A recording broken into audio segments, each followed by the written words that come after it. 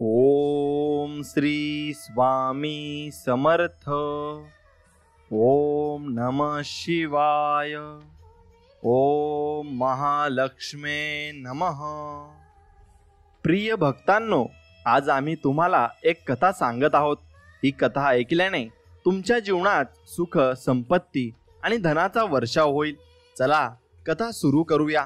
त्याआधी असेच व्हिडिओ बघण्यासाठी आपल्या व्हिडिओला एक लाईक करा आणि आपल्या चॅनलला सबस्क्राईब करून बाजूला असलेली घंटी नक्कीच दाबा। याने तुम्हाला आपले व्हिडिओ सर्वात अगोदर मिळतील। जो ही कथा शेवटपर्यंत ऐकेल त्याच्या मनातील मोठी इच्छा लवकरच पूर्ण होईल आणि त्याला स्वामींचा आशीर्वाद मिळेल। आता ही कथा आपण सुरू करूया। शिव म्हणतात, जे जास्त चिंता करतात त्यांनी ही कथा नक्की ऐकावी, कारण ती तुमचं आयुष्य बदलून टाकेल। आज मी तुम्हाला भगवान शंकरांची एक अद्भुत कथा सांगणार आहे। एकदा भगवान भोलेनाथ पृथ्वी भ्रमण करण्यासाठी आले होते। तेव्हा त्यांनी एक युवक पाहिला जो देवाला दोष देत होता। तो आपल्या जीवनावर निराश आणि दुःखी होता। मग भगवान शंकरांनी बौद्ध भिक्षूचे रूप धारण करून त्या युवकाला खऱ्या दुःखाबद्दल ज्ञान दिलं। चला तर मग या कथेच्या माध्यमातून आपण समजून घेऊया की खरे दुःख काय असते। जर तुम्ही ही कथा ऐकत असाल तर ती पूर्ण ऐका, अर्धवट सोडण्याची चूक करू नका, कारण या पवित्र कथेला पूर्ण ऐकणाऱ्याला इच्छित फळाची प्राप्ती होईल। म्हणून ही कथा पूर्णपणे ऐका। तुम्ही शिवभक्त असाल तर भोलेनाथाचा अजिबात अनादर करू नका। सुख आणि दुःख हे एका नाण्याच्या दोन बाजू आहेत, हे तुम्ही ऐकलेच असेल।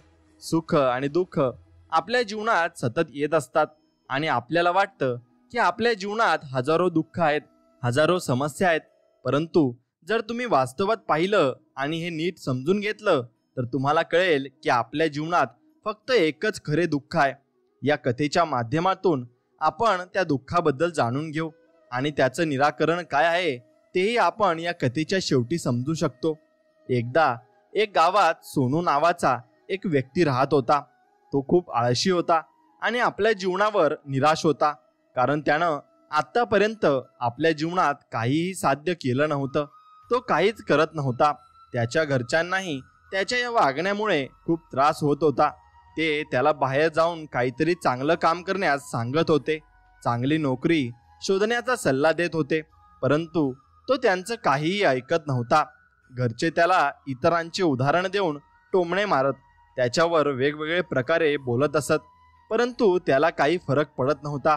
जरी त्याचे सगळे मित्र यशस्वी झाले होते, कोणी चांगला व्यवसाय करत होता तर कोणी चांगली नोकरी मिळवली होती, त्यामुळे जेव्हा ते एकमेकांना भेटायचे तेव्हा ते त्यांच्या यशाच्या गोष्टींनी स्वतःची मोठी स्तुती करायचे। पण सोनू काहीच करत नव्हता। त्यामुळे जेव्हा कोणी त्याला विचारायचं की तू काय करतोस, तेव्हा त्याच्याकडे उत्तर काहीच नव्हतं। म्हणून तो नेहमी एकच सांगायचा, मी प्रयत्न करत आहेत, पण त्याच्या प्रयत्नांचं फळ कुणालाही दिसत नव्हतं। असं करता करता वेळ पुढे जात होता आणि सोनू आता सगळ्यांपासून तोंड लपवत फिरू लागला, कारण त्याला कोणी विचारू नये की तू काय करतोस। त्यामुळे तो कुठेही समोर यायला कचरायचा। हळूहळू त्याचं मन उदास होऊ लागलं आणि तो खूपच निराश झाला। त्याला असं वाटू लागलं की तो या पृथ्वीवर एक भार आहे आणि त्यामुळे तो स्वतःला खूप एकाकी समजू लागला। एके दिवशी तर त्याच्या मनात विचार येऊ लागले की माझ्या हातात काहीच नाही, तर मी काय करू शकतो। तो बिचारा एकटा बसून रडत राहिला आणि देवाला दोष देत राहिला। एके दिवशी सर्वांपासून लपून छपून तो घरातून बाहेर पडला आणि कुठेतरी निघाला।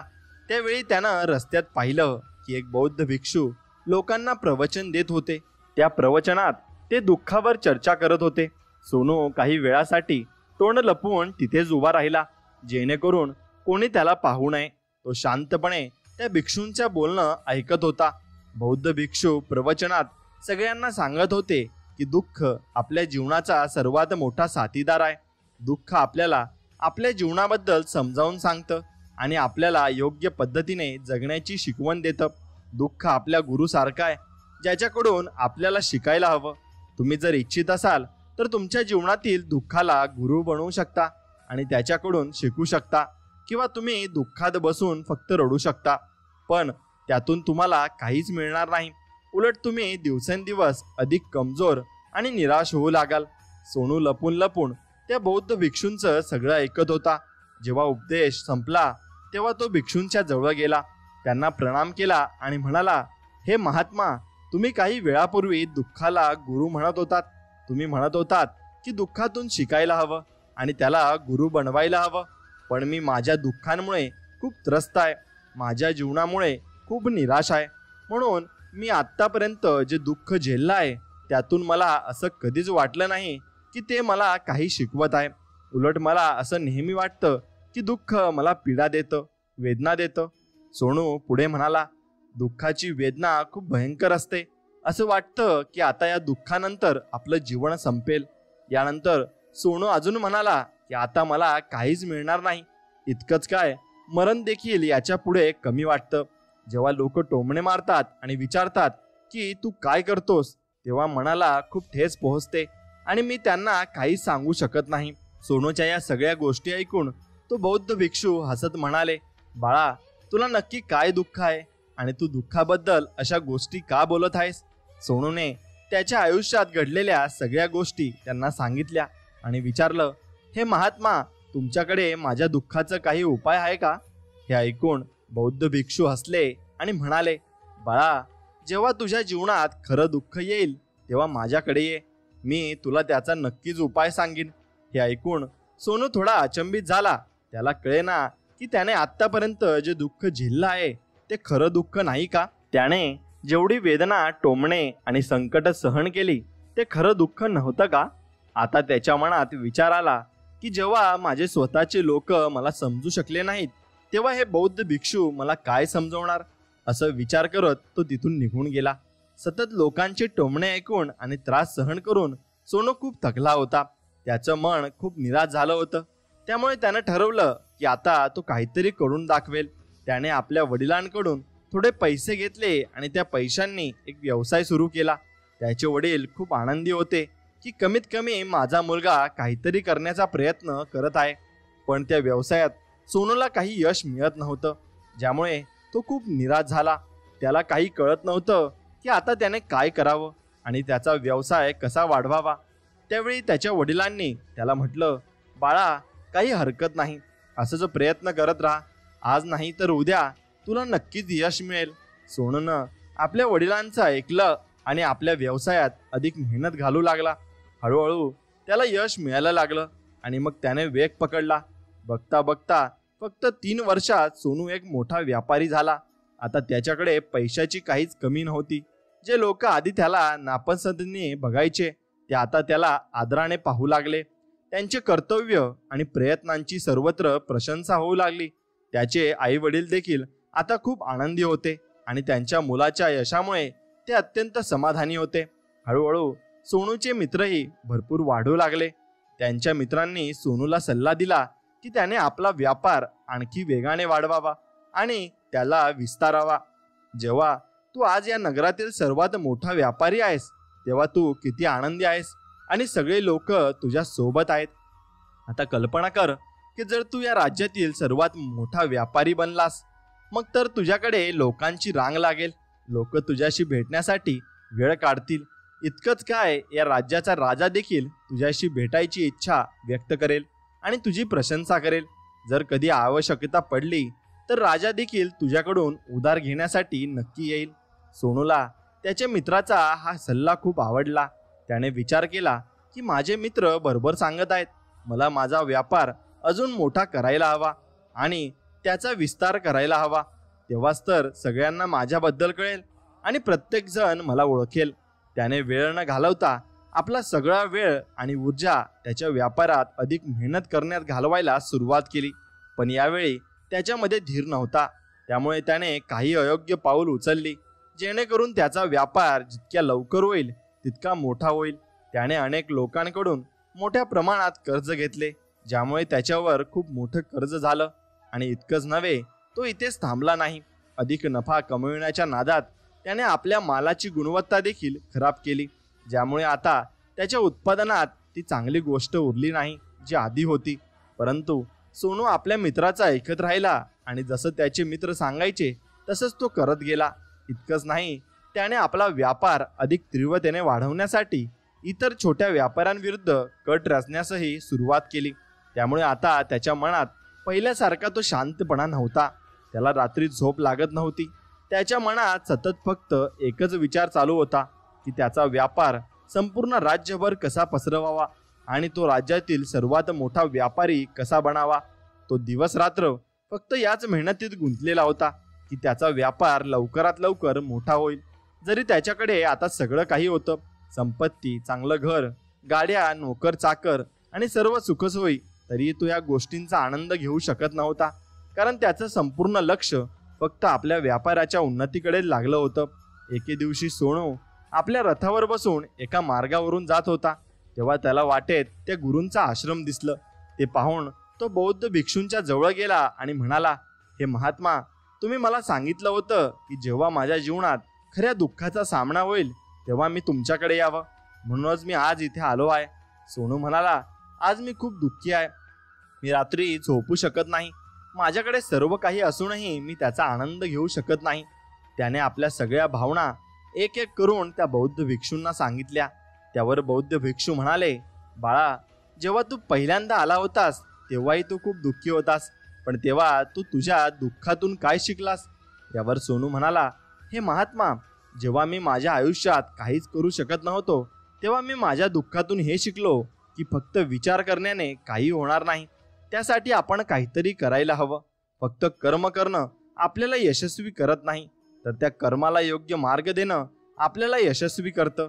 मग वाट कशीही असो, परिस्थिती कितीही कठीण असो, कितीही अडथळे आपल्या मार्गात येऊत, जरी असं वाटलं की आता आयुष्यात काही उरलेलं नाही आणि आपण काही करू शकत नाही, तरी धैर्य कायम ठेवावा, आशा सोडू नये आणि आपल्या कामावर घट्ट धरून राहावं. हे विचार करून मी ठरवलं की जोपर्यंत मी माझ्या कार्यात यशस्वी होत नाही, जोपर्यंत मी माझ्या ध्येयापर्यंत पोहोचत नाही, तोपर्यंत मी ते कार्य करत राहीन. मी यशस्वी होईनच. बाकीचे लोक फक्त यशस्वी लोकांना महत्त्व देतात, त्यांचं कर्म मात्र लक्षात घेत नाहीत. सोनूच्या या सगळ्या गोष्टी ऐकून बौद्ध भिक्षू हसले आणि म्हणाले, बाळा, जेव्हा तुझ्या आयुष्यात खरं दुःख येईल तेव्हा माझ्याकडे ये. मी तुझ्या समस्येचं समाधान नक्कीच करीन. असं म्हणत बौद्ध भिक्षू उठून निघून गेले. सोनू पुन्हा एकदा त्याचं उत्तर ऐकून आश्चर्यचकित झाला. त्याला समजेन असं झालं की मी आत्तापर्यंत जे दुःख पाहिलं आहे ती खरी वेदना नाही का? मी जे दुःख सहन केलं आहे ते खरं दुःख नाही का? त्याच्या मनात आता एक प्रश्न निर्माण झाला की खरं दुःख काय आहे आणि त्याची ओळख कशी करायची? मला कसं कळेल की मी खरं दुःख अनुभवत आहे? तो विचार करत होता. एवढ्यात तो बौद्ध भिक्षू सोनूच्या जवळ एक मोठं मडकं घेऊन आले. त्या मडक्यात सोन्याची नाणी होती. तो मडकं देताना बौद्ध भिक्षू म्हणाले, बाळा, तू हा मडकं त्या झाडाच्या मुळाशी जमिनीत दाबून टाक, कारण सध्या याचा मला काहीही उपयोग नाही. जेव्हा मला याची गरज लागेल तेव्हा मी तिथून खोदून काढीन, पण आत्तासाठी तू ते मातीखाली दाबून ठेव. सोनूने बौद्ध भिक्षूंचं ऐकलं आणि ते मडकं त्या झाडाच्या मुळाशी दाबून ठेवलं. हे करून त्याने गुरूंना प्रणाम केला आणि घरी परतला. हळूहळू वेळ जात राहिला. सोनूचा व्यापार आधीपेक्षा जास्त वाढला होता, पण मालाची गुणवत्ता चांगली नसल्यामुळे आता त्याच्या व्यापारात तोटा होऊ लागला. हळूहळू अशी वेळ आली की त्याचा व्यापार पूर्णपणे बंद पडला. आता त्याच्याकडे काहीच उरलं नव्हतं. उलट त्याने जे कर्ज घेतलं होतं तेही त्याला फेडायचं होतं. पण तो हे विचार करून निश्चित होता की त्याने जे कर्ज घेतलं होतं ते त्याच्या मित्रांकडून घेतलं होतं, त्यामुळे तो ते कर्ज थोडं उशिरा फेडू शकेल. त्याला वाटलं की त्याचे मित्र त्याच्या वाईट काळात त्याला साथ देतील, पण पहिल्यांदा त्याचे मित्रच त्याच्याकडे कर्जाची परतफेड मागू लागले. तेव्हा सोनूला जाणवलं की या जगात कुणीही आपलं नाही. त्याने आपल्या मित्रांना विनंती केली की थोडा वेळ मला द्या, पण त्याच्या एकाही मित्राने त्याला वेळ दिला नाही.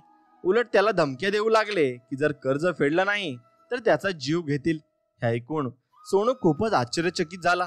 तो ज्या गोष्टीचा विचार करत होता त्याच गोष्टी उलट पडल्या. ज्या व्यापारामुळे त्याचे एवढे मित्र झाले होते, एवढे शुभचिंतक मिळाले होते, ते सगळे त्याच्यापासून दूर जाऊ लागले. प्रत्येक जण त्याच्याशी नातं तोडू पाहत होता. कुणीही त्याला मदत करायला तयार नव्हतं. हळूहळू सोनूची सर्व संपत्ती विकली गेली. आता त्याच्याकडे काहीही शिल्लक नव्हतं. तो रस्त्यावर आला होता. निराश होऊन त्याने आपल्या वडिलांकडे जाऊन विनंती केली, बाबा, कृपा करून माझी मदत करा. माझ्यावर खूप कर्ज झालं आहे, आता मला ते फेडायचं आहे, कृपा करून मला थोडे पैसे द्या. यावर त्याचे वडील म्हणाले, बाळा, माझ्याकडे आता फक्त हे एक छोटंसं घर उरलंय. जर मी तुला दिलं तर मी आणि तुझी आई कुठे राहू? आम्हालाही रस्त्यावर राहावं लागेल, भीक मागावी लागेल. आता आमच्याकडे फक्त ही संपत्ती उरली आहे, म्हणून मी तुझी माफी मागतो. आपल्या आई वडिलांच्या तोंडून हे ऐकून सोनू शांतपणे तिथून निघून गेला आणि मनात विचार करू लागला की आता माझ्याकडे काहीच उरलं नाही. जे होतं ते सगळं लुटलं गेलं, बर्बाद झालं. आता मी जगून काय करणार? माझ्यासमोर आता एकच मार्ग उरलाय, ज्यामुळे मी माझ्या कर्जदारांपासून सुटका करू शकतो. असं विचारत तो एका उंच पर्वताच्या दिशेने चालत राहिला. जो पर्वतावर चढताच होता की अचानक त्याला आठवलं की त्या बौद्ध भिक्षूंनी सांगितलं होतं, जेव्हा तुझ्या जीवनात खरं दुःख येईल तेव्हा माझ्याकडे ये, मी तुझ्या समस्येचं समाधान नक्कीच करीन. हे आठवताच सोनूच्या मनात पुन्हा आशेची एक लहर उमटली. तो लगेचच धावत बौद्ध भिक्षूंकडे गेला. तिथे पोहोचून त्याने त्यांना प्रणाम केला आणि आपल्या आयुष्यात घडलेल्या सगळ्या घटना त्यांना सांगितल्या. तो म्हणाला, हे महात्मा, तुम्ही म्हणला होतात की जेव्हा माझ्यावर खरं दुःख येईल तेव्हा तुम्ही त्याचं समाधान नक्कीच कराल. हे ऐकून बौद्ध भिक्षू हसले आणि म्हणाले, बाळा, कुठे आहे खरं दुःख? जेव्हा तुझ्या जीवनात खरं दुःख येईल तेव्हा मी त्याचं नक्कीच समाधान करीन. बौद्ध भिक्षूंच्या तोंडून हे ऐकून सोनूचा संयम तुटला आणि तो रागाने म्हणाला, हे महात्मा, शेवटी हे खरं दुःख म्हणजे काय असतो? मी आजपर्यंत जे काही दुःख सहन केलं, जे त्रास भोगले, जे दुःख नाही का, याला दुःख म्हणत नाही का? तेव्हा बौद्ध भिक्षू म्हणाले, बाळा, आधी मला हे सांग की तुझ्या दुःखातून तू काय शिकलायस? सोनू म्हणाला, हे महात्मा, मी एक गोष्ट शिकलो आहे की जे लोक तुझ्या प्रगतीत तुझ्या मागे लागतात, तुझ्या सोबत राहतात, ते लोक नक्कीच तुला धोका देतील. कारण असे लोक तुझ्या वाईट काळात तुझी साथ देणार नाहीत, तर फक्त तुझा फायदा घेण्याचाच प्रयत्न करतील. त्यामुळे अशा लोकांवर कधीही विश्वास ठेवू नका. पण जे लोक तुझ्या अपयशाच्या वेळी, तुझ्या वाईट काळात तुझ्यासोबत खंबीरपणे उभे राहतात, तेच तुझे खरे मित्र असतात. असे लोक तुला खूप कमी भेटतात आणि ज्यांना असे लोक मिळतात त्यांनी त्यांची नेहमी कदर केली पाहिजे. आणखी एक गोष्ट म्हणजे, जेव्हा तू एखादं काम करतोस तेव्हा ते प्रामाणिकपणे कर. धैर्य ठेव, लोभ करू नकोस आणि तुझ्या उद्दिष्टांपर्यंत पोहोचण्यासाठी कधीच कोणाचं वाईट करण्याचा विचारही करू नकोस. कारण असं केल्यानं फक्त तुझं नुकसान होईल आणि तुझं नेहमीच नुकसान होत राहील. सोनूच्या या सर्व गोष्टी ऐकून बौद्ध भिक्षू त्याच्याजवळ आले. त्यांनी त्याला गद्दा खोदला आणि मग त्यातला घडा बाहेर काढला, ज्यामध्ये सोन्याच्या नाण्यांचा संग्रह होता. त्यांना सोनूच्या हातात तो घडा देताना म्हणाले, हे बाळा, हे घे आणि जेव्हा तुमच्या जीवनात खरं दुःख येईल तेव्हा तू हे माझ्याकडे आण, मी त्याचं समाधान नक्कीच करेल. सोनू अजूनही आश्चर्यचकित होता आणि त्याला हे कळत नव्हतं की खरं दुःख काय आहे. पण त्याने आपल्या हातात असलेल्या मडक्याकडे पाहिलं, ज्यात सोन्याच्या नाण्यांचा संग्रह होता. हे पाहून त्याला मनाशी वाटलं की चला, आता काही आराम मिळेल, मी आपल्या मित्राचा कर्ज परत करू शकेन आणि एक नवा व्यवसाय सुरू करू शकेन. म्हणून त्याने बौद्ध भिक्षूंना प्रणाम केला आणि त्यांचे आभार मानले. सोनूने त्या सोन्याच्या नाण्यांमुळे सर्व कर्ज फेडले आणि स्वतःसाठी एकदा पुन्हा नवीन व्यवसाय सुरू केला. व्यवसाय लहान होता, पण यावेळेस सोनू खूप खुश होता. त्याने पूर्ण प्रामाणिकपणे, मेहनतीने आणि लगनाने आपल्या व्यवसायावर काम केले आणि बघता बघता तो पुन्हा एक मोठा व्यापारी बनला. यावेळेस तो खूप खुश होता, कारण यावेळी त्याने कोणताही लोभ केला नाही किंवा कुणासाठी षडयंत्र रचले नाही. पण जसा जसा तुम्ही धनवान होतात तसा तसा तुमच्या मनात एक भीती तयार होते, जी आहे तुमची संपत्ती गमावण्याची. म्हणून तुम्ही दान करायला लागता, पुण्य करायला लागता, लोकांची मदत करायला लागता, जेणेकरून तुमच्या जीवनात कधीही दुःख येणार नाही. पण जीवन सुख आणि दुःखाचा संगम आहे, त्यामुळे प्रत्येकाला सुख आणि दुःखाचा सामना करावाच लागतो. याच कारणामुळे एकदा पुन्हा सोनूच्या जीवनात एक नवीन दुःख आले. यावेळेस त्याला आईवडिलांचा मृत्यू झाला. सोनू आपल्या आईवडिलांवर खूप प्रेम करायचा, त्यामुळे त्याच्या मनाला खूप खोल आघात झाला. अंतिम वेळी तो त्यांना पाहताना त्याच्या मनात हजारो प्रश्न उमटले. तो घरात परतला. तिथे त्याला लक्षात आले की ज्यासाठी त्याने नेहमी लढा दिला त्या संपत्तीच्या देखभालीसाठी आता कोणीतरी नव्हतं आणि त्याच्या आईवडिलांनी आपल्या आयुष्यात जी मेहनत केली होती जी संपत्ती जमा केली होती ती आता फक्त याच ठिकाणी राहिली आहे. पण आता सर्व काही संपलं होतं. सोनूचं मन बेचैन झालं आणि त्याच्या मनात हजारो प्रश्न उमटले. तो स्वतःला खूप एकटा अनुभवत होता. त्याला खूप रिकामेपणा जाणवत होतं. त्याने चार बाजूला पाहिलं पण त्याला काहीच कळत नाही. तेव्हा त्याला त्या बौद्ध भिक्षूंना आठवलं. तो तिथून धावत त्या बौद्ध भिक्षूंमध्ये पोहोचला. त्याला पाहताच बौद्ध भिक्षूने सोनूला प्रश्न केला, काय झालं बेटा, अजून एकदा दुःख आले का? सोनूने उत्तर दिलं, नाही गुरुदेव, आता सर्व काही ठीक आहे. पण आज माझ्या आईवडिलांचा मृत्यू झाला आणि मी खूप एकटा अनुभवतोय. मला खूप दुःख वाटत आहे. जणू काहीतरी रिकामे पण आहे.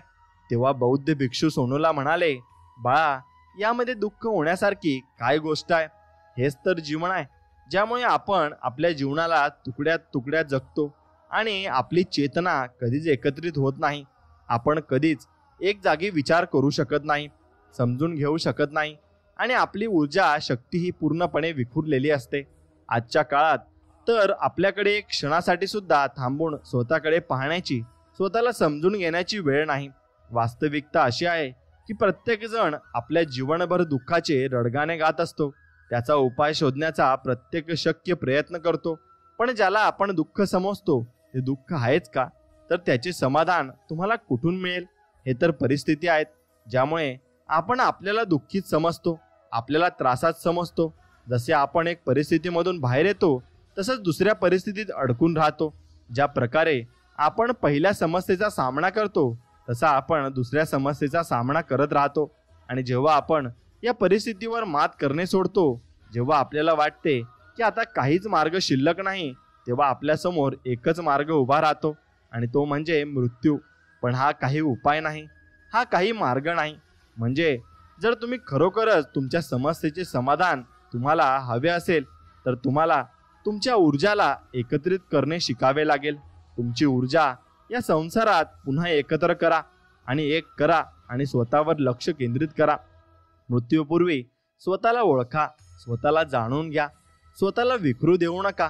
त्यावर सोनू बौद्ध भिक्षूंना विचारतो, हे महाराज, तर मग आपल्याला या जीवनात जगायला हवे का? आपल्याला आपल्या इच्छांचा पाठलाग करू नये का?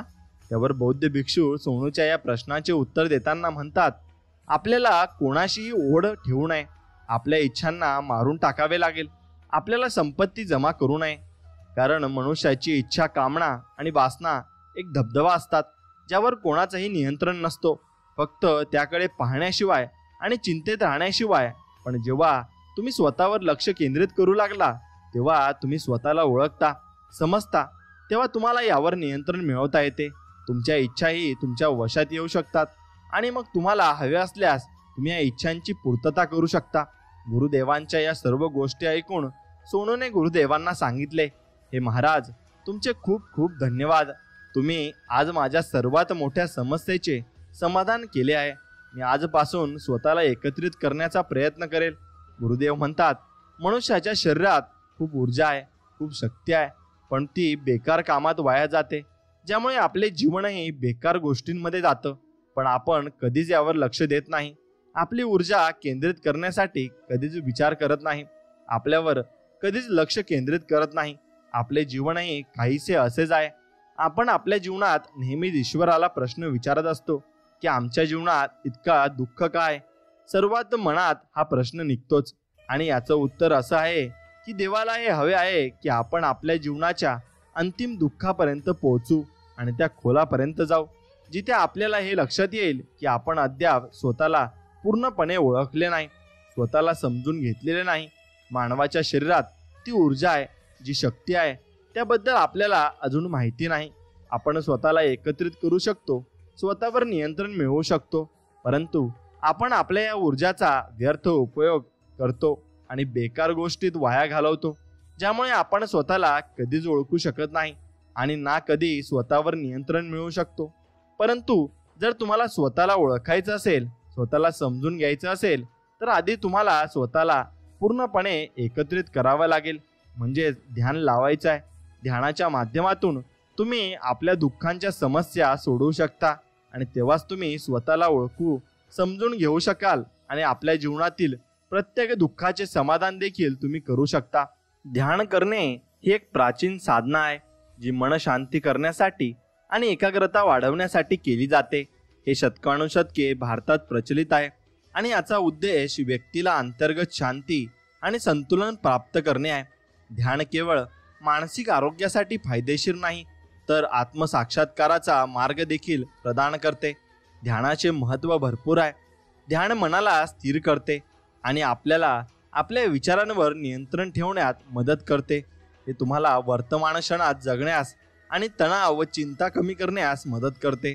आजच्या धावपळीच्या जीवनात ध्यान आत्मसंयम आणि मानसिक शांती मिळवण्याचे एक प्रभावी साधन आहे. ध्यानाचे प्रकार किती आहेत ते बघूया. पहिला म्हणजे श्वासावर ध्यान करणे, अनायान ध्यान. यात आपल्या श्वासावर लक्ष केंद्रित केले जाते. श्वास आत घेताना आणि बाहेर सोडताना त्याची अनुभूती घेणे, यालाच श्वासावर ध्यान असं म्हणतात. 2 म्हणजे मंत्र ध्यान. यात एक विशिष्ट मंत्र किंवा शब्द सतत उच्चारला जातो. उदाहरणार्थ ओमचा उच्चार. हा मंत्र तुमच्या ध्यानाला एकाग्र करतो. 3 म्हणजे विपश्यना. ही बुद्ध काळातील ध्यान पद्धत आहे ज्यात व्यक्ती आपले शरीर, विचार आणि भावना यांचे सूक्ष्मपणे निरीक्षण करतो. 4 म्हणजे ध्यान साक्षी ध्यान. यात व्यक्ती आपल्या विचारांना आणि भावना तटस्थ साक्षीदारपणाने बघतो आणि कोणताही न्याय न करता बघत असतो. त्याला साक्षी ध्यान म्हणत असतात. ध्यान कसे करावे? शांत आणि स्थिर जागा पहिले तुम्ही निवडा. ध्यान करण्यासाठी शांत आणि स्थिर जागा निवडली की सगळं शांत होऊन जातं आणि जिथे कोणतेही बाह्य व्यत्यय नसेल अशी जागा तुम्हाला निवडायची आहे. आरामदायक स्थितीत तुम्ही बसलं पाहिजे. पद्मासन किंवा सुखासनात बसा. पाठीचा कणा सरळ ठेवा. श्वासावर लक्ष केंद्रित करा. हळूहळू श्वास घ्या आणि सोडा. तुमच्या श्वासाची अनुभूती घ्या. विचारांना येऊ द्या. ध्यान करताना विचार येतील परंतु त्यांना कोणतीही प्रतिक्रिया न देता जाऊ द्या. विचारांना पकडण्याऐवजी त्यांना सोडा. नियमित सराव करा. ध्यान रोज नियमितपणे करा. अगदी सुरुवातीला 5-10 मिनिटे जरी असले तरी. ध्यानाचे फायदे आहेत. मानसिक शांती. ध्यान तुमच्या मनाला शांत करते आणि तुमच्या विचारांना सुव्यवस्थित करते. एकाग्रता वाढवते. यामुळे एकाग्रता वाढते आणि ज्यामुळे कामात चांगले परिणाम मिळतात. तणाव कमी करते. ध्यान तणाव आणि चिंता कमी करण्यात मदत करते. आरोग्य फायदे. नियमित ध्यानामुळे उच्च रक्तदाब, अनिद्रा आणि इतर आरोग्य समस्या सुधारू शकतात. आध्यात्मिक उन्नती. ध्यान आत्म्याशी जोडणारा आणि आत्मसाक्षात्काराकडे घेऊन जाणारा एक मार्ग आहे. आता आपण यातून काय शिकू शकतो आणि काय समजून घेऊ शकतो? ध्यान केवळ एक मानसिक प्रक्रिया नाही तर ती एक संपूर्ण जीवनशैली आहे. ध्यान तुम्हाला तुमच्या अंतर्गत प्रवासावर घेऊन जाते जिथे तुम्ही तुमच्या अंतर्गत शक्ती आणि शांती अनुभवू शकता. नियमित ध्यानाच्या सरावामुळे केवळ मन आणि शरीराला फायदा होत नाही तर तुम्हाला जीवनाचे खोल अर्थ आणि संतुलन पूर्णपणे मिळत असते आणि तुम्हाला ज्या प्रश्नांची उत्तरे हवी होती ती तुम्हाला मिळत असतात. मित्रांनो, म्हणून तुम्ही ध्यान करणे खूप महत्त्वाचे आहे. म्हणून ध्यानात सर्वात महत्त्वाची गोष्ट म्हणजे तुम्ही त्याचा नियमितपणे सराव करा आणि संयम ठेवा. हळूहळू तुम्हाला ध्यानाची खोली कळेल आणि जीवनात सकारात्मक बदल दिसून येतील. जर तुम्ही ध्यानाच्या सरावाला सुरुवात करत असाल तर छोटे पाऊल उचलून सुरुवात करा आणि हळूहळू ध्यानाला तुमच्या दिनचर्येचा पूर्णपणे भाग बनवा. बघा, तुम्हाला अनुभव नक्कीच येईल आणि तुम्हाला अनुभव आल्यावर तुम्ही अजून करत जाल आणि अजून जर करत गेले तर तुम्हाला ते सखोलमध्ये कळेल आणि पूर्णपणे तुमच्या लक्षात येईल. म्हणून तुम्ही या धावपळीच्या जीवनामधून थोडा वेळ काढून नक्कीच ध्यान केलं पाहिजे आणि तुमच्या आत्म्याला नक्कीच याने शांती मिळणार आहे. आणि तुमच्या आत्म्याला जर शांती मिळत असेल तर तुम्ही कोणतेही कार्य नक्कीच करायला हवे. कारण आपल्या शरीरापेक्षा दुसरं काहीही महत्त्वाचं नाही. आपलं शरीर जर चांगलं असेल तर आपण प्रत्येक गोष्टीमध्ये काम करू शकतो आणि प्रत्येक गोष्ट आपण आयुष्यामध्ये मिळवू शकतो. फक्त आपण आपल्या शरीराकडे पूर्णपणे लक्ष दिले पाहिजे आणि ते लक्ष दिले तरच शरीरही आपली नक्की रिस्पेक्ट करेल. आपण शरीराची रिस्पेक्ट करा, शरीर आपली रिस्पेक्ट करेल. म्हणून भक्तांनो, एक काम करा, तुम्ही दररोज 5 मिनिटे निवडा आणि 5 मिनिटे फक्त ध्यान करा. बघा, तुम्हाला अनुभव नक्कीच येईल. भक्तांनो, जर या व्हिडिओत काही चूक झाली असेल तर मी क्षमा मागतो. आशा आहे की तुम्हाला हा व्हिडिओ आवडला असेल.